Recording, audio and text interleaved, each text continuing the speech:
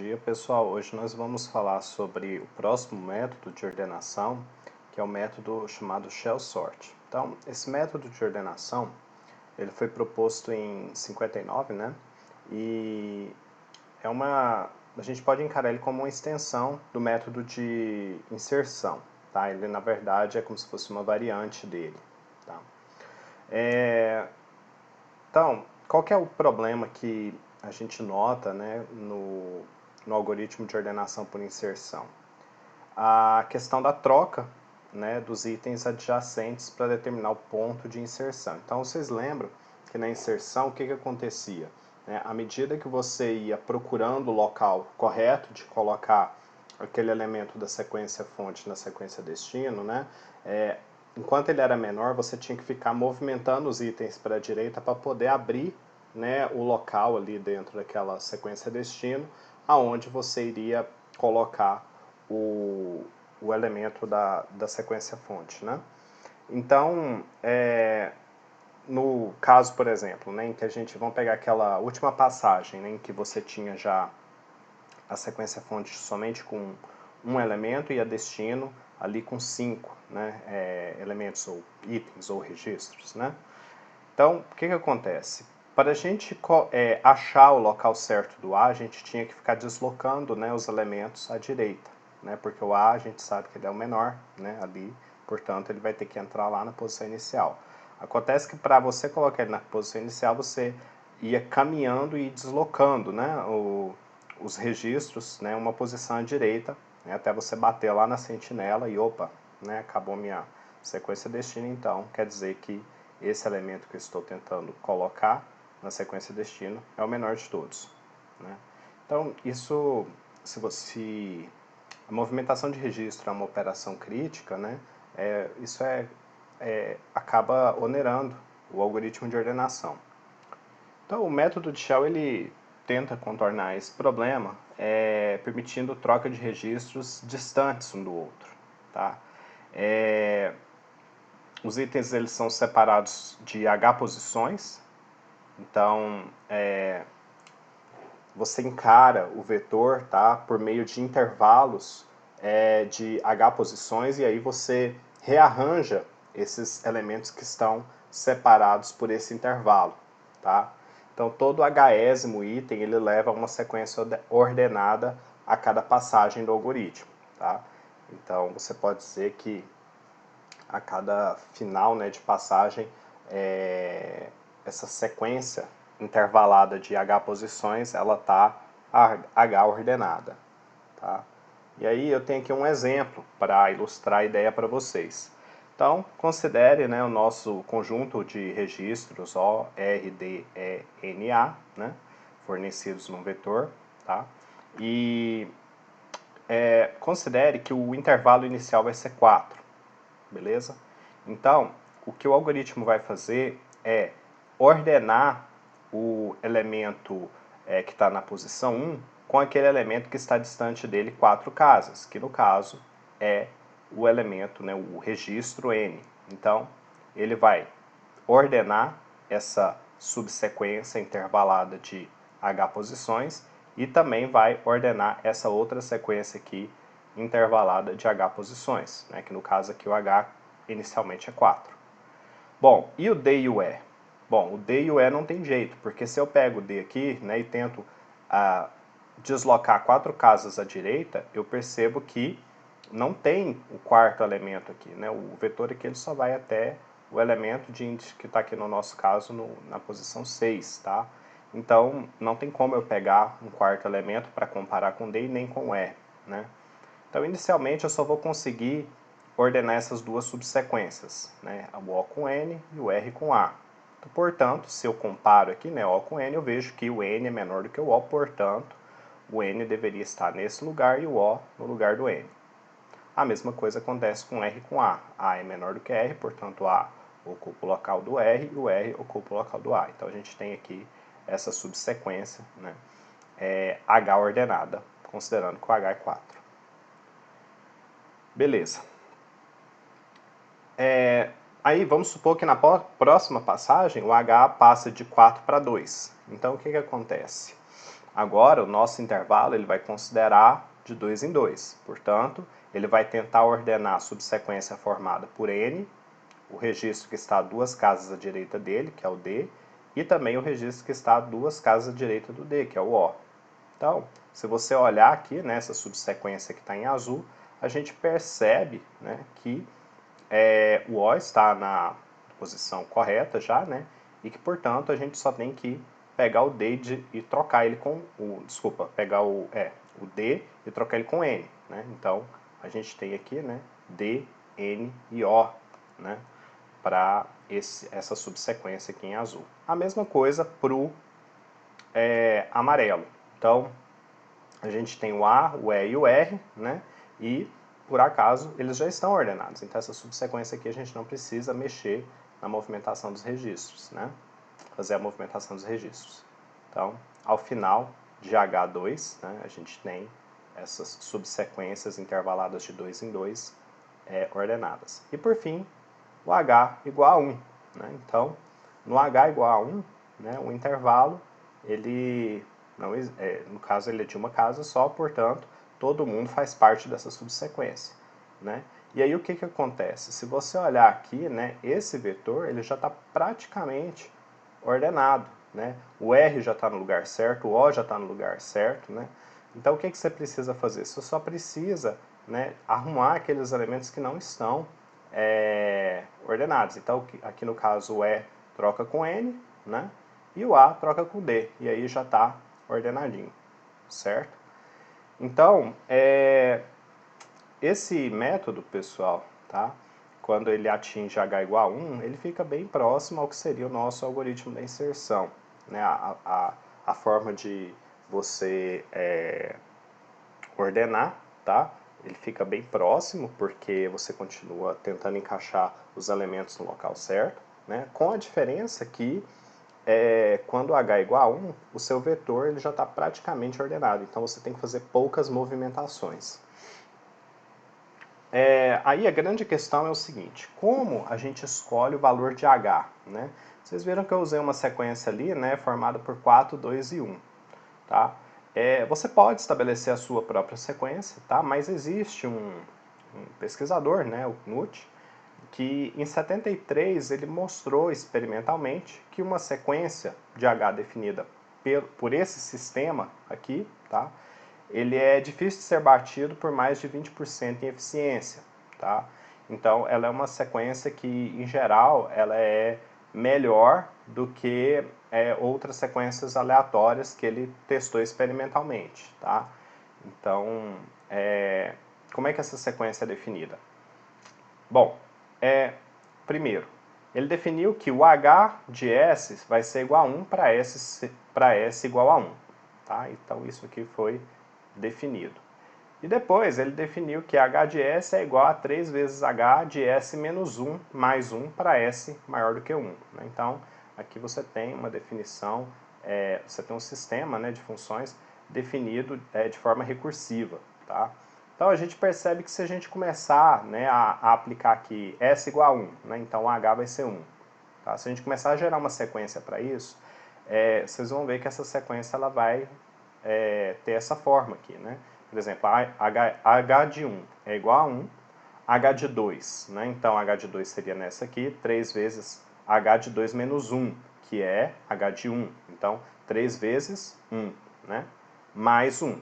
3 vezes 1 mais 1, 4. Né? Então, esse é o segundo elemento. Quem que seria o H de 3? Seria 3 vezes o H de 2 mais 1. Mas a gente viu que o H de 2 é 4, então é 3 vezes 4, que é 13, mais 1. Desculpa, 3 vezes 4, que é 12, mais 1, tá? 13. Então, se você for gerando essa sequência, você vai obtendo esses números aqui. Ele mostrou que essa é uma sequência boa, tá? Para você usar na implementação do shell sort. Então, como é que funciona essa implementação do shell sort no Java? Né?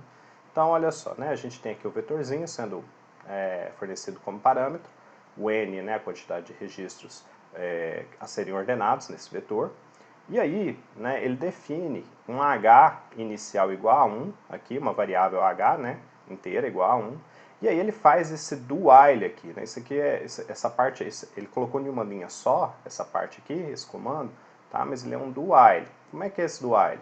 Bom, esse do while ele estabelece que h vai ser igual a h vezes 3 mais 1, enquanto h for menor do que n. Então olha só, quem está dentro do while? É justamente aquela, né, segunda parte do nosso sistema, essa aqui, né? E olha só, ele faz essa repetição enquanto h for menor do que n. Tá? Então a gente observa que esse h vai crescendo. Ele começa com 1, 1 vezes 3, 3 mais 1, 4. Aí depois ele pega, aí 4 é menor do que n, né? Imagina lá que o nosso vetor tenha 6 elementos. Então é menor do que n. Ele volta, faz h receber h vezes 3 menos 1. Nesse caso, 4 vezes 3, 12 mais 1, 13. Né? Então ele gerou aquele segundo valor de h na sequência. 13 é menor do que 6? Falso. Então, aí, quando ele chega, né, num h que é maior ou igual a n, ele para. Então, qual que é a função desse do while? Ele funciona, pessoal, como um motor gerador do primeiro h com valor com valor superior ao tamanho total de registros, né, que a gente quer ordenar. Então, se a gente tem aqui 6, né, como eu mostrei para vocês, 6 registros a serem ordenados, ele repete, ele vai fazendo a geração desse H até chegar no primeiro valor maior naquela sequência, né, definida pelo Knut, no primeiro valor maior a quantidade de registros que a gente está considerando, que é o nosso N. Né? Então, ele chegou aqui nesse caso no 13. Tá? Bom, chegou nesse primeiro H com valor superior ao total de registros a serem ordenados, aí ele vai vir para o segundo do while, tá? E aí dentro desse segundo do while, o primeiro comando que ele faz é H dividido igual a 3, que é o mesmo, né, de H recebe H dividido por 3. O que esse comando faz? Ele ajusta o H ao tamanho do primeiro intervalo válido a ser considerado, tá? Que ficou errado aqui, né? Na concordância, deixa eu ajustar isso aqui para não ficar errado depois. Então, ele ajusta o H ao tamanho do primeiro intervalo válido, que, no nosso caso, seria, né, o H igual a 4. Por que que ele é o primeiro intervalo válido a ser considerado? Porque se eu considerasse que o H, né, fosse 13, eu não conseguiria, por exemplo, pegar o primeiro registro e comparar ele com aquele registro que está 13 casas depois do meu primeiro. Né? A nossa sequência só vai até o 6. Então eu preciso fazer esse ajuste para poder colocar ele, né, no intervalo que eu consiga comparar pelo menos um par de elementos. Tá? Então foi isso que aconteceu, eu reduzi aquele 13 para 4, tá? E a gente precisa fazer esse ajuste, por quê? Porque pela forma como o nosso motor gerador de H funciona, né? Ele vai gerando até ele passar, né, do limite de N. A hora que ele passa, ele pega e recua, beleza? Então é isso que ele fez aqui. Então, pessoal, com H igual a 4, o que ele vai fazer? Ele vai chegar aqui nesse for. Notem que eu tenho aqui um for dentro do while, tá? Então, esse for, né, ele usa aqui um i como variável de controle da repetição. E esse i, ele é inicializado com h mais 1. Nosso caso, h mais 1 seria 5, né? O h é 4, portanto, h mais 1, 5. Então, para i de 5 i menor ou igual a n, né? Então, no caso, o nosso n é 6, né? Isso não mudou. Então, o que vai acontecer? Ele entra, porque o nosso 5 é menor ou igual a 6. Entrou, ele faz o quê? Item x, então olha só, ele criou uma variável temporária do tipo item para receber a referência de VI, ou seja, o registro que está na casa I. O I é 5, portanto, ele vai receber a referência do registro N, tá? Quando esse comando foi executado. Então esse x guarda a referência de N. E aí, logo na sequência, ele faz um J, né? Olha só que ele cria essa variável J aqui, recebendo I. Então, o J, tá, vai receber o mesmo índice que o I tem armazenado naquele momento, que é o 5. E aí, dentro desse for, eu tenho um while. O que esse while vai fazer? Ele vai, enquanto, né, o resultado dessa comparação aqui for verdadeira, ele vai executar o que está aqui dentro. O que ele está comparando aqui? Ele está comparando se o elemento que está no meu vetor na casa j menos h é maior do que o elemento x. Né? Então, ele está verificando se o elemento que está na casa do meu vetor, né, na casa de índice j menos h, é maior do que o registro que está em x. É isso que ele está fazendo. Nesse primeiro caso aqui, né, vamos simulando aqui o algoritmo, o j ele é 5 e o h é 4. Portanto, 5 menos 4, 1. Então ele está comparando quem no final das contas? Ele está comparando esse registro O com o registro que está em x, que é o n. Né? Então ele está verificando, O é maior do que n? Verdadeiro ou falso? Bom, a gente sabe que O vem depois do N, né, na ordem alfabética. Então ele vai entrar na repetição e vai fazer o quê? Armazenar no vetor na casa J o elemento que está em J menos H. Quem que é a casa J? É a casa 5. Então ele vai jogar aqui nessa casa 5 o elemento que está na casa 5 menos 4, que é o elemento que está na casa 1. Por isso, né, que o O apareceu aqui. Tá? Notem que eu repeti aqui a sequência, né? Só que agora, né, essa sequência aqui de cima está repetida aqui embaixo, só que agora eu substituí, né, por conta desse comando aqui, o VJ antigo que eu tinha, que era o N, pelo VJ menos H, que é o O. Né? Então fica aqui com O também. E aí, depois eu faço o J receber J menos H, portanto, né, J menos igual a H. Menos igual a H. Então, o nosso J, que era 5, passa a ser quanto? Passa a ser 1, né? Então, ele vem para cá. Beleza? É o valor 5 menos o 4, né? Então, ele recebe o índice 1. Bom, e aí? O que acontece depois? Ele vai testar se o J é menor ou igual a H. Porque se isso for verdade, ele tem que encerrar essa repetição. Tá? Então notem, o que aconteceu aqui, né, dentro desse while? Na verdade, a gente estava pegando o primeiro intervalo, né, que é 4, e pegando o primeiro par daquele intervalo, que é o O com o N. Né? E aí ele verificou que, como o O é maior do que o N, ele tem que guardar o O lá na casa onde estava o N. Né? Quando essa repetição falha, ele sabe que é a hora de pegar aquele registro que está na variável x e colocar ele na casa em que o j parou. Por isso que tem esse break aqui. Então, ele vem e executa esse comando que está fora do while, mas que não está fora do for, tá? Em que ele armazena em VJ, ou seja, na casa em que o j parou, o registro que estava em x, que é o n. Tá? Então, momentaneamente ficou 2 Os, mas aí, quando ele sai desse while, ele guarda aqui no N, na casa 1, desculpa, o N. Tá? Então, aí sim, né, ficou ordenado correto. O N ficou antes do O.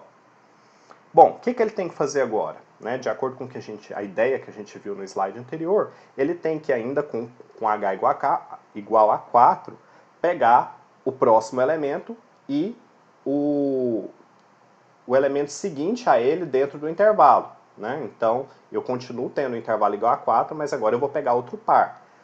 Primeiro foi o O e o N, agora eu vou pegar o seguinte, né? Então seria o R e o A. Tá?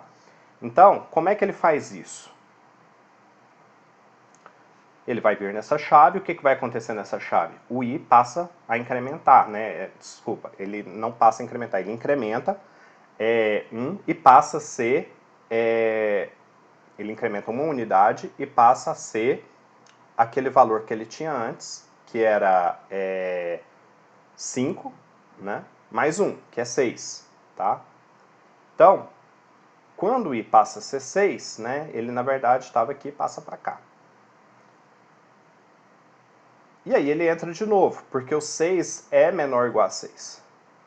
Entrou de novo, o que ele vai fazer? Ele vai fazer a variável x receber o VI. Tá? Então, o x que estava antes apontando para o n, né, guardando a referência do n, agora vai guardar a referência de quem? Do a, né, que é o que está na casa 6. Guardou a referência do 6, ele vai também atualizar o j para receber o i. Então, notem que, novamente, né, o j está aqui, mesmo, né, marcando a mesma posição que o i marca. Né? Inicialmente foi 5, agora está no 6. Bom, então, como o j, né, foi posicionado corretamente, né, nessa nova iteração do for, né, ele está aqui alinhado com o i, eu vou agora começar essa repetição do while. O que ele está verificando? Ele está verificando se o elemento que está na casa j menos h é maior do que o elemento que está em x. Então, vamos verificar isso. Quem é j menos h? É 6 menos 4. Né? Então, o elemento, o registro que está na casa 2, né, 6 menos 4, 2, ele é maior do que o registro que está em x, que é no caso a, verdadeiro. Então, o que eu tenho que fazer? Eu entro e faço o VJ receber VJ menos H. Então, deixa eu deixar aqui que fica melhor, né? Porque por enquanto o J ainda não variou. Então, o que ele vai fazer? Ele vai colocar na casa VJ, que é a casa 6, o elemento que está na casa VJ menos H, que é o elemento que está na casa 2. Então, ele vai pegar e vai copiar esse R para cá. Copia esse R para cá, logo na sequência ele faz o quê? J receber J menos H. Então o J, que estava em 6, passa a ser o próprio 2. Portanto, fica desse jeito aqui. Né? O R foi copiado para cá e o J, que estava aqui, passa para cá. Certo? Beleza. O que eu vou fazer agora? Eu vou testar se o meu J é menor ou igual a H. Meu J está em 2. 2 é menor ou igual a 4? Verdadeiro. Então ele faz o break, ele encerra esse while, né, de forma forçada. Encerrou o while, ele vem para cá e faz o VJ receber x. Então, quem vai ser armazenado na casa 2? O elemento que estava em x, que é o A. Então, nesse ponto, ele completa a troca. Tá? Bom, tem como eu pegar mais algum registro e comparar ele com um outro registro que esteja H casas à direita? Né? A gente comparou inicialmente ali o N com o O e depois o A com o R. Tem como agora eu pegar o D e o quarto elemento que está à direita dele? Não, né? E como é que o nosso algoritmo sabe disso? Porque na hora que eu venho aqui para essa chave, tá? Ele vai incrementar o i passa a ser, no caso ele era 6, né? Ele passa a ser 7, e aí ele testa, 7 é menor ou igual a 6? Falso. Então ele vai falhar esse for. Tá? Falhou esse for, pessoal, o que ele vai fazer? Ele vai vir aqui para esse teste do while, tá? Lembra que tanto esse for quanto esse while estão dentro de uma repetição do while, tá? E ele vai testar se o H é diferente de 1. O nosso H é 4. 4 é diferente de 1? Verdadeiro. Então ele vai de novo entrar na repetição e agora ele vai fazer o quê? Ele vai aqui entrar na repetição de novo e vai executar esse comando novamente. Ele vai fazer uma nova redução no H. Então o nosso H que era 4 passa a ser o quê? O próprio H dividido por 3, que é 4 dividido por 3. No caso, como essa é uma divisão de valores inteiros, ele pega o quociente inteiro, tá? Portanto, 1. 1 passa a ser o nosso novo intervalo, tá? E aí, o que ele vai fazer? Vai recomeçar o processo de repetição nesse for, né? Considerando o i sendo h mais 1, ou seja, 2, tá? 2 é menor ou igual a 6, lembra que o n não mudou, tá? E aí ele vai fazer esse processo de novo. Vai pegar, opa, eu não fiz a simulação aqui, né? Mas ele vai pegar e colocar em x o elemento que está em VI, que é o elemento que está na casa 2, portanto vai pegar esse A, vai fazer o J ser igual a I, né? Vai ficar aqui o J aqui embaixo, né? Igual a gente tinha visto lá no início, quando estava no 5 e no 6, só que agora ele está aqui, tá? E aí ele vai comparar J menos H, no caso, 2 menos 1, né, que é V1, é maior do que o elemento que está em X, então quem que é o V1? É o N. O N é é maior do que o A, verdadeiro, né? Então, nota, ele está comparando agora para o intervalo dele, né, é só uma unidade, portanto, ele está comparando o N com o A, tá? A gente sabe que vai ter a troca, né? Ele vai momentaneamente ficar ali com N nos dois lugares, né? E aí, as duas casas, e aí depois que ele sai desse while, né, é que ele guarda lá o A no lugar do N. E aí fica esse parzinho ordenado. O que vai acontecer? O I vai incrementar, vai passar a ser 3, e aí ele vai pegar o par formado por o elemento que está na casa 3, que é o D, com o elemento que vai estar na casa 2, que nesse caso, né, como a gente teve essa ordenação entre os dois primeiros pares, vai ser o N. E aí, novamente, né, momentaneamente, ele vai colocar o N nas duas e depois ele vai pegar e colocar o D no lugar, né, da casa 2. Bom, então, pessoal, a gente nota que como o H está valendo 1, né, nesse momento, ele vai fazer a ordenação para par, né? Cada elemento com aquele outro elemento que está ao seu lado, tá? Que é o que o método da inserção fazia. Só que o da inserção, ele vinha fazendo isso da direita para a esquerda, né? Vamos falar assim, na passagem final, né? naquela última etapa. E aqui não, ele vai fazendo isso da esquerda para a direita, né? À medida que o I vai aumentando, ele sempre vai fazendo a troca. O interessante é que na última passagem, né, a gente não tem um caso como aquele que a gente viu na explicação da inserção, em que a gente tem que pegar o A, né, de uma ponta do vetor e trazer ele para outra, porque aqui já está praticamente, né, ordenado o nosso vetor. Então, as trocas que você vai fazer, elas são, vamos falar assim, próximas, né? Você não vai ter que ficar trocando todos os elementos, tá? E nem sempre ela vai acontecer, tá? Ela às vezes vai acontecer ali entre um par e outro, mas a partir de um determinado ponto, né? Se você olhar aqui, por exemplo, o R, né, e o O, ele já está no lugar certo, né? A palavra final que ele formava era adenor, né? Então, o ganho do shell sort é justamente esse, né? Ele vai preparando, né, o vetor de forma a colocar os elementos, vamos falar assim, previamente não, mas ele vai preparando o vetor de uma forma quase ordenada para a hora que você chegar em H igual a 1, né, em H igual a 1, ele está com o vetor já praticamente pronto, né? Então, ele não vai ter que fazer muita movimentação. Beleza? Então, a implementação do shell sort ela não utiliza registro sentinela, né?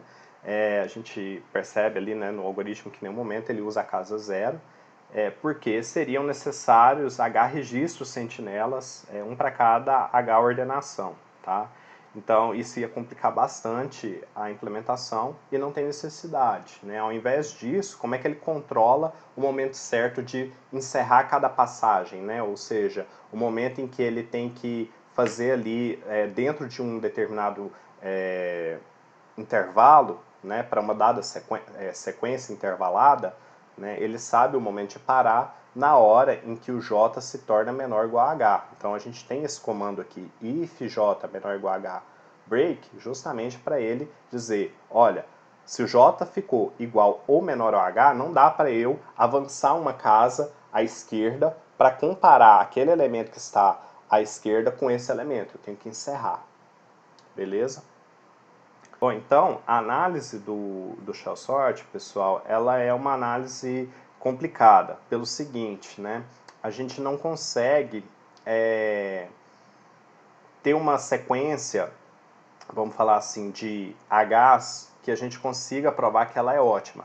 O método de gerar o H proposto por Knut, né, ele foi mostrado empiricamente que ele é melhor, né, do que outras formas de gerar o H que ele considerou no experimento, tá? Mas isso não é uma coisa que a gente pode bater o martelo e falar, essa sequência de H é a melhor de todas, tá? É uma sequência boa, né, dentro de um experimento que foi feito, né, de um estudo que foi feito. Bom, pessoal, então, com base, né, naquilo que foi visto experimentalmente por esses estudiosos, o melhor que se pode fazer são conjecturas. O que é conjectura? É uma afirmação baseada em possibilidades, né? Não é uma certeza, mas é algo que parece, tá, apontar nessa direção. Então a gente tem duas conjecturas que foram obtidas para o custo com relação ao número de comparações seguindo a sequência de Knut. A primeira diz que o custo é da ordem de n elevado a 1,25 e a segunda diz que o custo é da ordem de n log n, o log n estando ao quadrado. Tá? Então, isso é o melhor que se pode afirmar sobre esse algoritmo. Bom, vantagem, né? O algoritmo Shell Sort ele é uma ótima opção para arquivos de tamanho moderado, tá? Então, ele tem um desempenho, né, melhor do que o da inserção e o da seleção. Então, se o arquivo não for muito grande, tá? Você poderia usar o Shell Sort. Sua implementação é relativamente simples, né? E requer uma quantidade de código pequena, tá? E desvantagem é que o tempo de execução do algoritmo, né, ela é sensível à ordem inicial do arquivo, até porque ele, por se parecer com o da inserção, né, ele acaba também seguindo essa propriedade, né? A gente viu que o da inserção, se você fornece um vetor ali praticamente ordenado, né, ele não tem que fazer muitas movimentações. A mesma coisa acontece aqui no Shell Sort, né? Então, isso acaba sendo uma certa... isso assim, você pode ver como uma vantagem como uma desvantagem, né? Depende muito do problema que está sendo resolvido. Quando é que isso é uma vantagem? Quando você consegue garantir que a sua sequência de dados a ser ordenada, ela vai ser, na maior parte das vezes, fornecida pré-ordenada, tá? Mas se a gente for considerar, né, o pior caso, né, a gente sabe que essa garantia não vai ser possível, né? E, portanto, se você precisa de um método de ordenação, você tem que estar disposto a ordenar uma sequência, né, mesmo que ela esteja totalmente embaralhada. Então, se ele é afetado pela ordem inicial, né, isso vai acarretar num desempenho ruim. Tá? O método ele também não é estável, ele não consegue garantir a ordem relativa entre registros com chaves iguais. Voltando àquela questão, né, que eu dei o exemplo lá para vocês inicial, tá, dos Pedros lá, né, dois Pedros, né, dois indivíduos com a mesma chave, você não garante ao final da ordenação pelo Shell Sort que, estando o Pedro A, né, na frente do B, isso vai se manter depois que ele for ordenado. Tá? Então é isso, pessoal. Eu vou deixar o exercício 28 aí para vocês fazerem, tá? E eu fico aguardando vocês na nossa próxima aula. Até mais.